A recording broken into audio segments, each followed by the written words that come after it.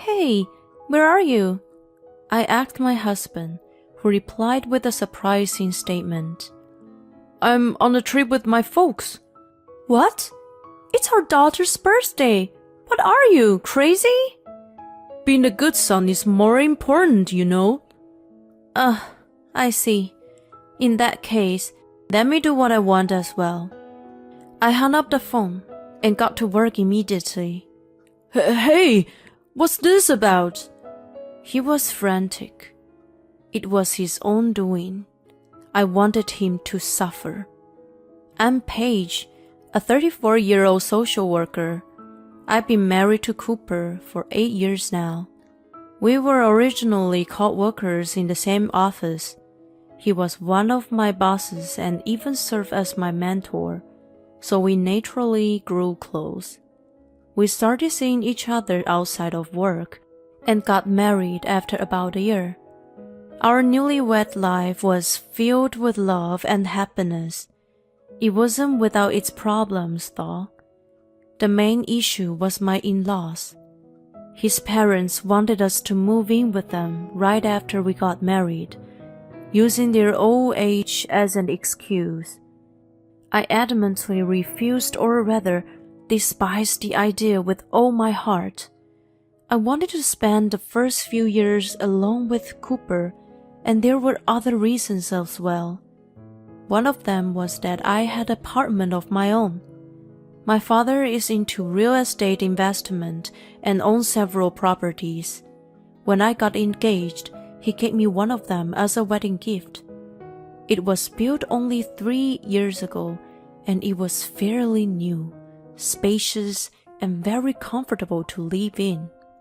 It was perfect for us as a couple, and there was plenty of space even if we had kids. So I had only thought about living there after marriage. I firmly expressed my opinion to Cooper. He was caught between his parents and me, but eventually he sided with me. When starting married life, my wife comes first, obviously. I also want to enjoy being just the two of us, so they should respect our wishes. I was happy when he was on board. From then on, my in-laws started making snide remarks to me whenever we met. You just don't want to live with old people like us, do you? You probably think we'd be a bother. What a heartless daughter-in-law you are. They held me responsible. Mom, Dad, don't blame her. The decision was mutual between us. Besides, let us enjoy our honeymoon period alone. At first, Cooper stood up for me like that, but they didn't easily back down. They persistently complained and continued to talk badly about me. At some point, Cooper got tired of it too, and stopped defending me. Even when they said hurtful things about me, he pretended not to hear. Every time I saw them, I felt nothing but unpleasant. Then I gave birth a year after we got married. It was a baby girl, and my in-laws, again, heavily blamed me for not having a male heir. Why didn't you have a boy? It's my eldest son's child, you know. If you had any common sense, you'd have a boy. We all know that with natural fertilization we can choose the gender. I was left speechless by their irrational remarks. I couldn't believe they were being so selfish. But Cooper, despite them saying such unreasonable things, didn't stand up for me. I was very much disappointed about it, and after returning home, I complained to him. Hey, why didn't you stand up for me when your parents were being so unreasonable? You're the only one who can stop their rampage. He looked dismayed hearing me say that. Well, maybe you should have just agreed to live with them in the first place. What? Because you refused. They took offense, and that's why you're getting this treatment. It's your own doing. Whoa, how can you say that to me? You were in agreement back then. And you even told them it was our mutual decision. I never thought they'd be so persistent, you know. But it's undoubtedly your fault for continuously making them angry. Why don't you offer to live with them now? No freaking way. Our daughter was just born. Then stop complaining. Just accept whatever they say. Jeez. I was disappointed by his indifferent attitude. It cast doubt over our marriage for the first time. Well, I'd come to regret it in the end, but at that time, Kiara had just been born, and it was difficult to contemplate divorce. From then on, I focused on taking care of Kiara. I had taken maternity leave, so I spent a lot of time with my daughter every day, bonding with her. Her smiles were genuinely adorable and heartwarming. I thought over and over that I would protect her for the rest of my life. I was just so smitten and in awe of her. Cooper also adored and doted on her. You're so adorable. Don't grow up too fast. He seemed to enjoy playing with her. During that time of bonding with our daughter, our relationship as a couple was not as strained. It felt like we were connecting through her. As she grew and started speaking, she became even cuter. Mama, Dada. Oh, that's amazing. You can call us now. We were so over-the-top happy that you could probably call us doting parents. Looking back, this might have been the happiest time. My in-laws had no interest in their granddaughter since she was a girl. So, I used childcare as a reason to stay away from them. That way, I avoided unnecessary stress. We went out to different places on weekend and created lots of fun memories. My phone was overloaded with images of Kiara. Just looking back at them filled my heart with love. As she grew, Cooper began to change little by little. The trigger was his job getting busier, and he started coming home late. Right after we got married, he changed jobs and moved to a different company. After a few years, he was promoted to manager and suddenly became very busy. It was a positive development at first. We had Kiara, and having a higher salary made life easier. It made saving for the future education much more manageable, and we didn't have to restrict her financially if she had things she wanted to do. However, the workload turned out to be more intense than we expected, and he always looked exhausted. He took on additional responsibilities and did overtime every day, so his mind and body didn't seem to get a chance to rest. Are you okay? Yeah, I'll manage. He came home looking drained and had no energy. Plus, he returned too late at night, so he couldn't see Kiara. It was quite tough for him. I wanted to support him as much as I could, but I took over all the household chores and childcare. I also paid attention to what he ate, making sure to include nutritious options.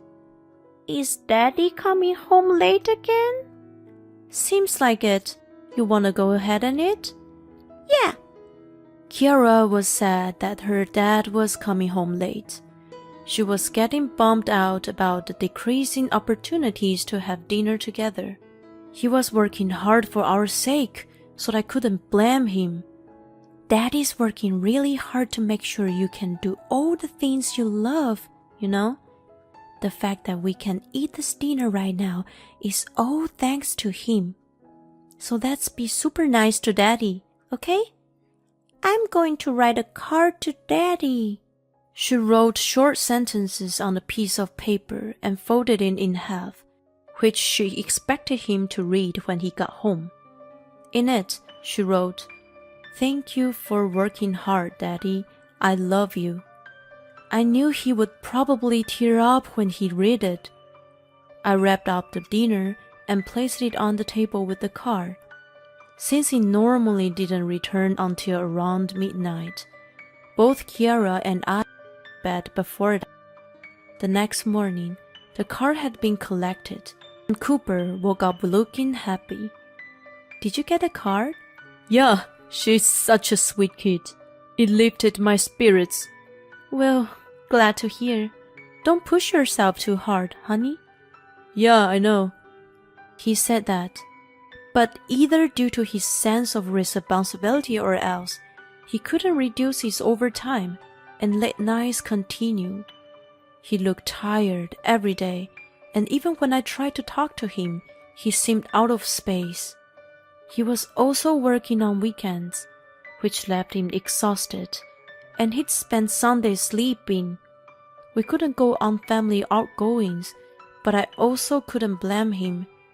In the midst of this, something bad happened.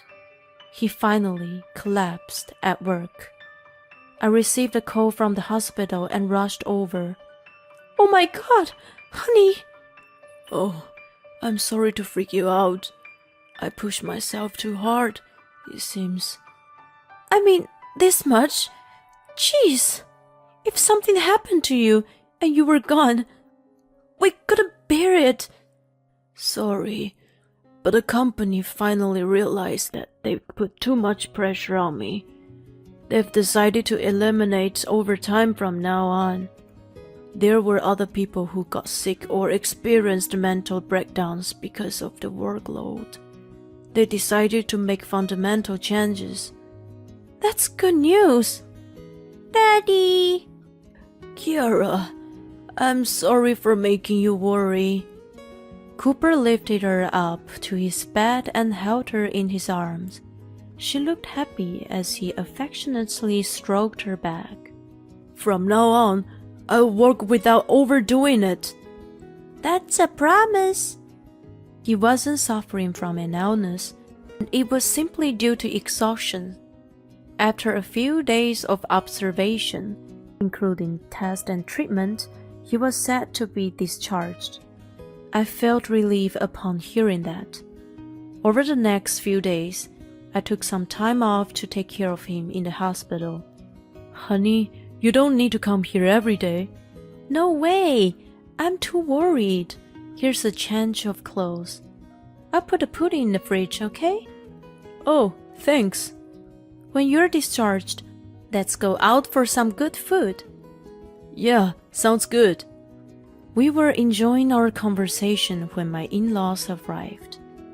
Cooper! Oh God! Are you okay?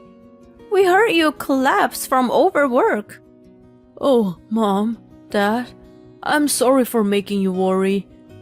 They immediately turned to glare at me. You, Paige! How can you drive him to the point of collapsing from overwork? Excuse me?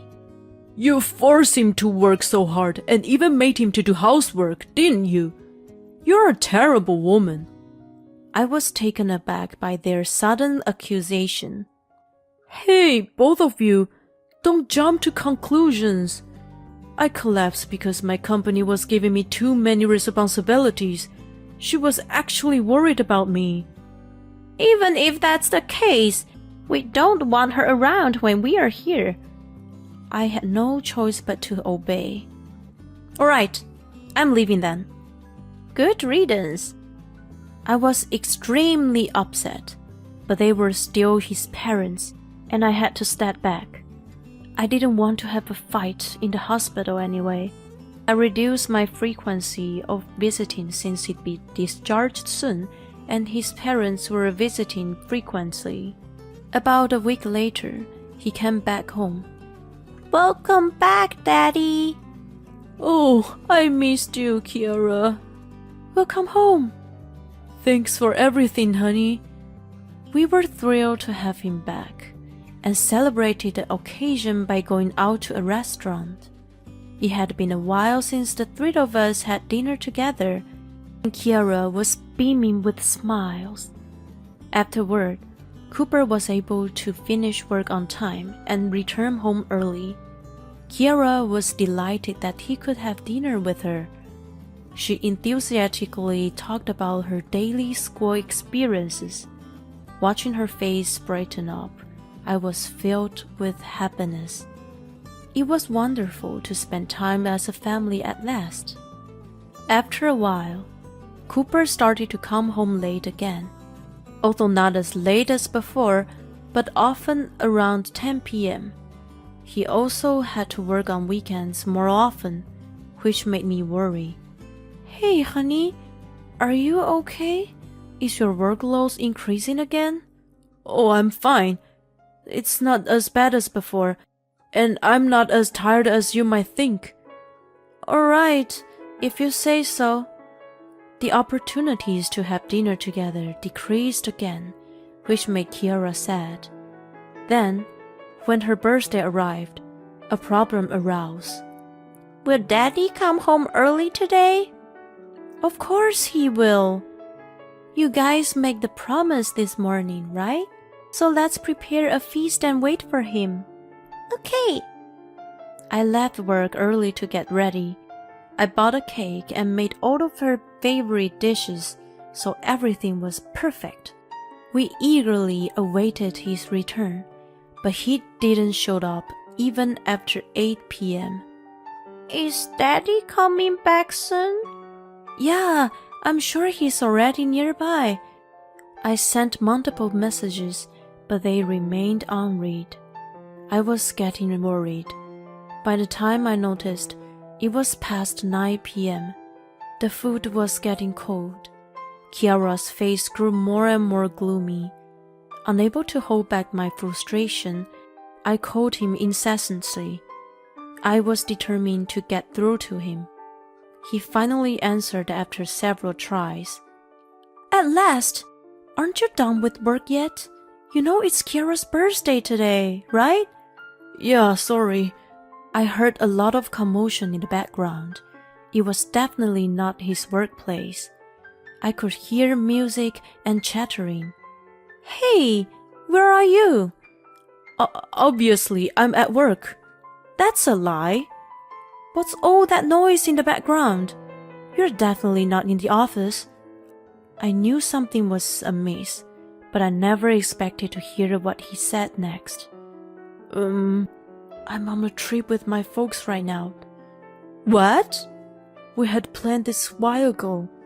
Hold on. How come you're telling me this now? It's our daughter's birthday, you know. You're supposed to be celebrating with her tonight. You made a promise, right? You said this morning that you'd come home early, didn't you?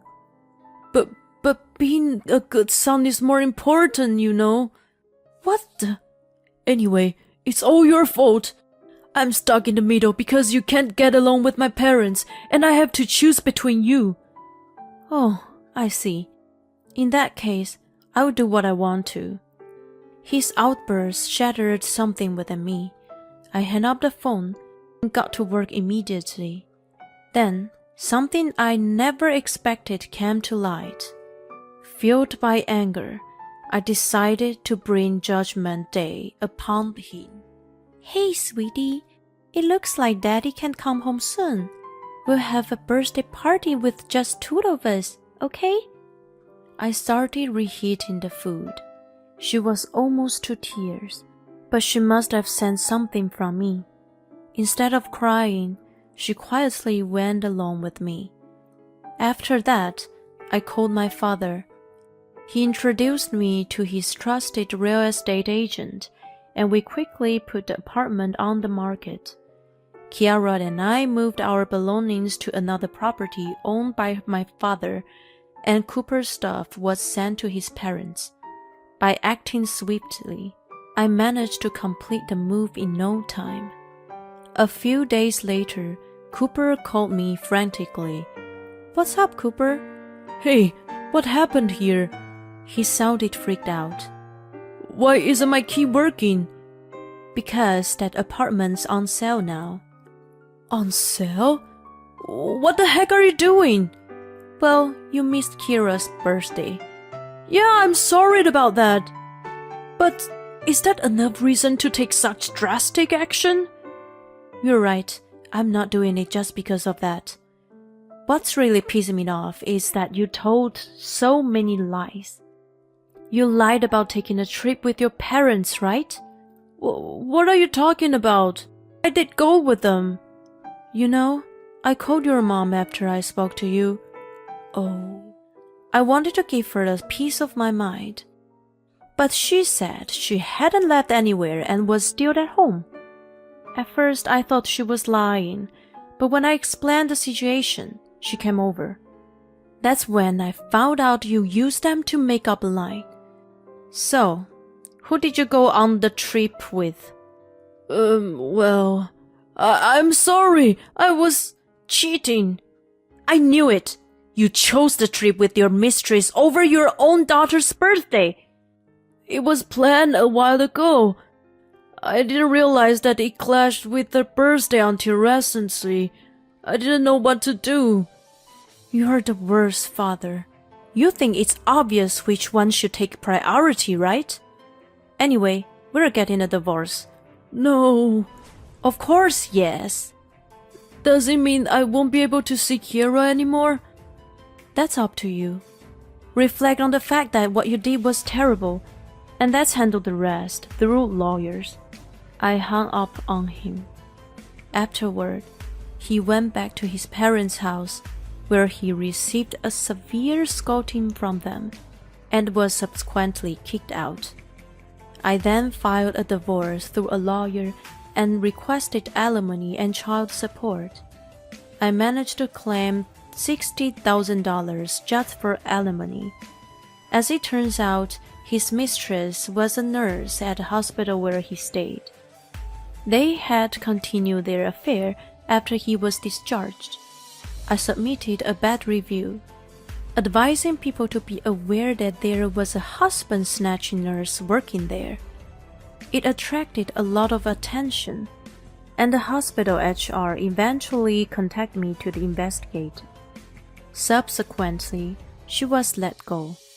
She and Cooper broke up, and he now lives a solitary and financially strained life, working hard to pay off the alimony and child support. After all, it's all his own doing. Let him suffer, for all I care. On the other hand, I decided to move in with my parents until Kiara was a little older. I'm working diligently so that even as a single-parent household, we won't be pitied by others. I'm going to cherish my daughter and lead a fulfilling life from now on.